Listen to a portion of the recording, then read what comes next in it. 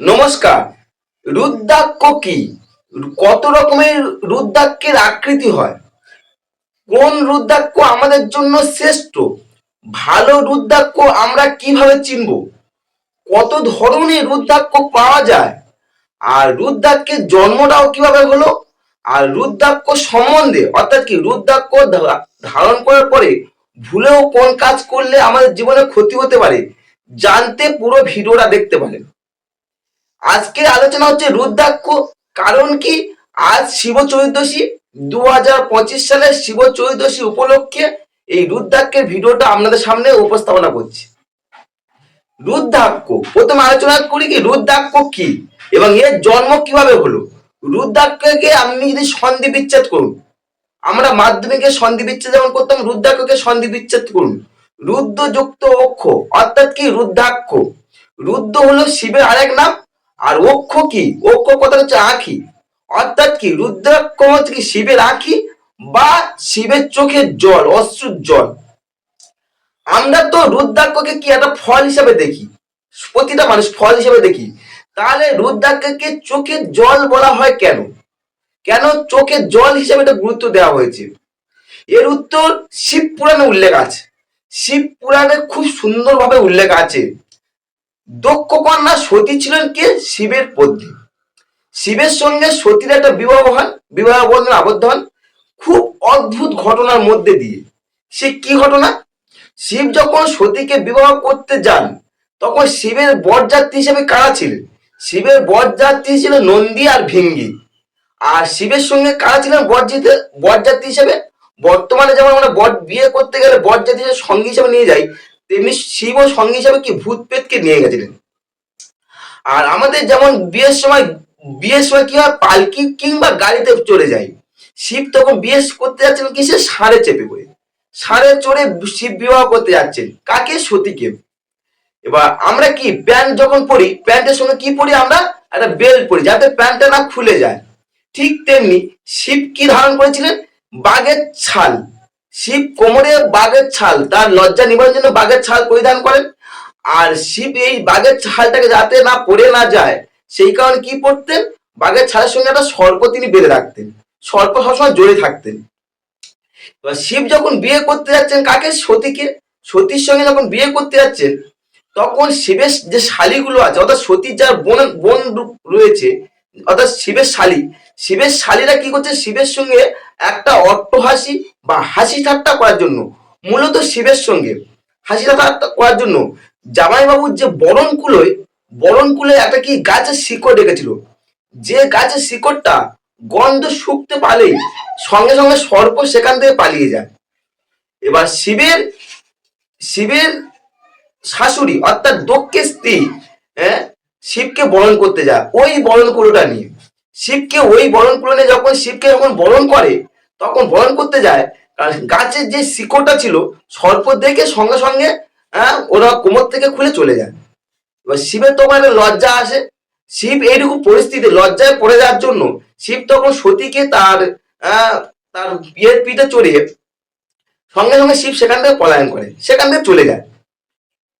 শিব তখন সেখান থেকে চলে যায়। এই ঘটনাটা মানে কি, এই ঘটনাটা দক্ষের কাছে খুব অসম্মান মনে হয়। কারণ বিয়ের মধ্যে যখন মানে পার্বতীকে বা শিবকে যখন সতীকে নিয়ে চলে যায়, তখন মানে কি দক্ষের কাছে নিজের কাছে অসম্মান মনে হয়। কিছুদিন পর দক্ষ কি করলো? একটা যজ্ঞ শুরু করেন, একটা যজ্ঞ। সেখানে সমস্ত দেবতাদের আমন্ত্রণ জানায়, শুধু শিব ছাড়া সমস্ত দেবতাদের আমন্ত্রণ জানায়। এবার দক্ষর কন্যা সতী অর্থাৎ শিবের স্ত্রী, তখন সে বাড়িতে মানে কি বিদ্যালয়ে যাওয়ার জন্য খুব মানে উৎসুক হয়ে পড়ে, বিদ্যালয়ে যাওয়ার জন্য। শিবের নিষেধ সত্ত্বেও সতী তখন কি করলেন? তার বিদ্যালয়ে সেখানে যান এবং সেখানে গিয়ে শিবের নানা রকম নিন্দার সম্মুখীন হয়। নিন্দা মন্দের সম্মুখীন হয়েছিল। সেখানে গিয়ে মূলত কে নিন্দা করেছিল? দক্ষ এই নিন্দাটা করেছিল।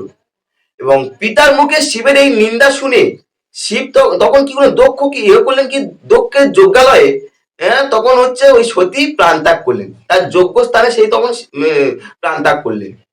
যখন শিবের কানে একথা গেল যে সতী প্রাণ ত্যাগ করেছে, তখন সেই যে যজ্ঞরা করছিল সেই যজ্ঞস্থলে এসে সমস্ত যজ্ঞটাকে পণ্ড করে দেন। এবার সতীকে কাঁধে নিয়ে শিব তখন নৃত্য প্রলয় শুরু করেন। শুরু করেন। শিবের এই নৃত্য প্রলয় যা সৃষ্টিকে ধ্বংসের পথে নিয়ে যায়। এর ফলে কি হয়, সমস্ত দেবতারা খুব মানে কি একটা বিষাদ মধ্যে ভুগতে থাকে। মনের মধ্যে একটা বিষাদ ক্ষীণতা চলে আসে।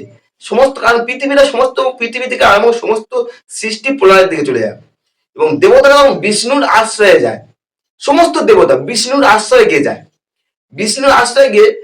বিষ্ণু তখন কি করলেন, তার নারায়ণ চক্র দ্বারা শিবকে শান্ত করার জন্য নারায়ণ চক্র ছেড়ে দেয় এবং সতীকে টোটাল 51টা খণ্ডে বিভক্ত করে প্রতিটা পিঠে পিঠে পড়ে। সেটাকে হচ্ছে ওই 51টা পিঠ বলা হয় ভারতবর্ষে বা আমাদের হিন্দু শাস্ত্রে। এই মূলত 51টা পিঠ হচ্ছে এই সতীর যেখানে যে অংশটা পড়ে সেটা হচ্ছে 51টা পিঠ হয়ে পড়ে। এবং শিব দীর্ঘদিন ধ্যানমগ্ন অবস্থায় তিনি এই যজ্ঞটাকে করছিলেন, নাচছিলেন, নৃত্য করছিলেন। যখন তার ধ্যান ভেঙে যায় তখন চোখ থেকে তার স্ত্রীর জন্য, সতীর জন্য দুফোঁটা চোখে জল পড়ে, অশ্রু পড়ে। এই দুফোঁটা যখন চোখের অশ্রু পড়ে, সেই অশ্রুটাকে বলা হয় তোমার হচ্ছে রুদ্রাক্ষ, মানে রুদ্রযুক্ত অক্ষ। অর্থাৎ রুদ্র হচ্ছে শিবের এক নাম, তাই রুদ্রাক্ষ হচ্ছে কি শিবের অশ্রুর জল। আর রুদ্রাক্ষ এই যে জন্মবৃত্তান্তে আর একটা বিশেষ কাহিনী আছে, আর একটা খুব সুন্দর মত আছে। প্রাচীনকালে নরকাসুর নামে একটা বিশাল হয়েছিল, নরকাসুর অসুর ছিলেন। সে শিবের সঙ্গে বহু দিন ধরে যুদ্ধ হয়েছিল হিমালয়ে। নরকাসুর একটা বাণ ছোড়ে, সেই বাণে শিবের চোখে এসে লাগে, হালকা চোখে এসে লাগে। শিবের চোখ থেকে তখন একটা জল পড়তে শুরু হয়, অনবরত জল। সৃষ্টিকর্তা ব্রহ্মা দেখলো সেই জলকে, যখন শিবের চোখ দিয়ে জল পড়ছে, সেই জলকে বৃক্ষে পরিণত হওয়ার পর আদেশ দিল। তখন ব্রহ্মা আদেশ দেন এবং সেই গাছের নাম হয় রুদ্রাক্ষ। আর গাছের ফলটাকে বলা হয় রুদ্রাক্ষ ফল। তাহলে রুদ্রাক্ষ কিভাবে জন্ম হলো আমাদের সম্বন্ধে এটা উপস্থাপন করলে আশা করছি ভালো লেগেছে। কত ধরনের রুদ্রাক্ষ আমাদের পৃথিবীতে পাওয়া যায়? এক মুখী থেকে 31 মুখী, 31, পুরো এক মুখী থেকে 31 মুখী রুদ্রাক্ষ পাওয়া যায়। তার মধ্যে 11 থেকে 11, 12, 13 মোটামুটি পাওয়া যায়। 14 পর থেকে 31 মুখী রুদ্রাক্ষ পাওয়া যায় না, কিন্তু 31 মুখী পর্যন্ত রুদ্রাক্ষ পৃথিবীর বুকে আছে। 2, 3, 4, 6 এই রুদ্রাক্ষ গুলো পাওয়া যায়, দেখতে পাওয়া যায়। সব থেকে বেশি দেখতে পাওয়া যায় 5 মুখী রুদ্রাক্ষ। এর দামও কম হয়। কোথায় রুদ্রাক্ষ পাওয়া যায়? রুদ্রাক্ষ মূলত পাওয়া যায় নেপাল সহ হিমালয়ের গায়ে। এছাড়া হরিদ্বার, ঋষিকেশ অঞ্চলে রুদ্রাক্ষ পাওয়া যায়। ভালো রুদ্রাক্ষ মূলত নেপালের বনে পাওয়া যায়, এটা ভালো। তো এছাড়া মালয়েশিয়ার কিছু রুদ্রাক্ষ পাওয়া যায়। রুদ্রাক্ষের আকৃতি কেমন হয়? রুদ্রাক্ষের ফলগুলো দেখতে বেশ গোলাকার হয়। এদের বর্ণ ঠিক তেমনি গোলাপি নীল আভাযুক্ত হয়। বিভিন্ন আকারের রুদ্রাক্ষ পাওয়া যায়, বিভিন্ন আকারের রুদ্রাক্ষ। তার মধ্যে আমলকি, যেটা আমলকির মতো রুদ্রাক্ষ পাওয়া যায়, আর কুলের বিচির মতো রুদ্রাক্ষ পাওয়া যায়, আবার ছোলার আকারে রুদ্রাক্ষ পাওয়া যায়। অর্থাৎ এই 3 ধরনের রুদ্রাক্ষ মূলত পাওয়া যায়। রুদ্রাক্ষের যে বললাম কোন রুদ্রাক্ষ শ্রেষ্ঠ হবে আপনার সবার জন্য, আমলকি আকারে রুদ্রাক্ষ যে ধারণ করবে সেটা হচ্ছে শ্রেষ্ঠ রুদ্রাক্ষ বলা হয়। কুলের বিচির মতো যে রুদ্রাক্ষ হয় সেটা হয় মধ্যম আকারে। আর ছোলার আকারে যে রুদ্রাক্ষটা হয় সেটা হচ্ছে নিম্ন শ্রেণী, একদম নিম্ন শ্রেণীর ছোলার আকারে। 3 ধরনের রুদ্রাক্ষ। এছাড়া আরো কিছু রুদ্রাক্ষ দেখতে পাওয়া যায়। সেগুলো হচ্ছে একটা হচ্ছে হরগৌরী রুদ্রাক্ষ, বা অনেকে বলা গৌরী শঙ্কর রুদ্রাক্ষ। অর্থাৎ কি দুটো রুদ্রাক্ষ একসঙ্গে যুক্ত হবে, তাকে বলা হয় হরগৌরী বা গৌরী শঙ্কর রুদ্রাক্ষ বলা হয়। এটা ধারণ করলে অনেকটা বেশি সুফল পাওয়া যায় অন্যান্য রুদ্রাক্ষের তুলনায়। এছাড়া 3টে রুদ্রাক্ষ একসঙ্গে যখন থাকে তাকে বলে ত্রিযোগী রুদ্রাক্ষ বলে। এটি খুব খুব কম পাওয়া যায়, ত্রিযোগী রুদ্রাক্ষ। আর এর মাহাত্ম্য বিশাল। যদি কেউ এর ভক্তি ভরে এই ত্রিযোগী রুদ্রাক্ষ ধারণ করে, সে বহু গুণের অধিকারী হয়। ভালো রুদ্রাক্ষ আপনি কিভাবে চিনবেন? ভালো রুদ্রাক্ষ মূলত যে রুদ্রাক্ষ সব দিকে সমান, কোথাও আঁকা বাঁকা বা ভাঙাচোরা নেই, সেই রুদ্রাক্ষ সবচেয়ে ভালো বলা হয়। দ্বিতীয় নম্বর, যে রুদ্রাক্ষের ধারাগুলো বেশ স্পষ্ট এবং এর গায়ে কাটা কাটা দাগগুলো বাইরে একদম খুব সুন্দর বেরিয়ে আসছে, তাকে সেই রুদ্রাক্ষ শ্রেষ্ঠ রুদ্রাক্ষ বলা হয়। 3 নম্বর, যে রুদ্রাক্ষ জলে ডুবে যায়, জলে ডুবে যায় বা তামার পাত্রের মধ্যে রাখলে ঘুরতে থাকে, কিংবা ছিদ্রযুক্ত নয়, কোথাও ছিদ্র নেই, উজ্জ্বল এবং ভারী, সেই রুদ্রাক্ষে সবচেয়ে ভালো। এই রুদ্রাক্ষ করলে আপনার সব থেকে উপকারী ফল পাবেন। রুদ্রাক্ষ কিভাবে রুদ্রাকে আপনি শুদ্ধিকরণ করবেন? মূলত শুদ্ধিকরণ তো করতে হবে। রুদ্রাক্ষ আপনি ধারণ করলে, তাতে শুদ্ধিকরণ না করলে তো আপনি রুদ্রাক্ষ ফল পাবেন না।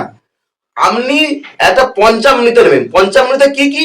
দুধ, দই, ঘি, মধু আর চিনি, অর্থাৎ এই পঞ্চামৃত নেবেন। তার মধ্যে আপনি এই পঞ্চামৃতে একটা পাত্রের মধ্যে রুদ্রাক্ষকে আপনি 24 ঘন্টা ভিজিয়ে রাখবেন।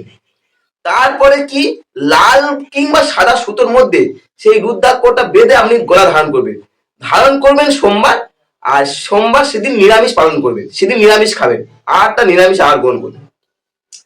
রুদ্রাক্ষ ধারণের বিধি নিষেধ বা কি ভুল করলে, আপনার রুদ্রাক্ষ ধারণ করে কোন ভুল করলে, কোন কাজ করতে নেই, করলে আপনার ক্ষতি হতে পারে।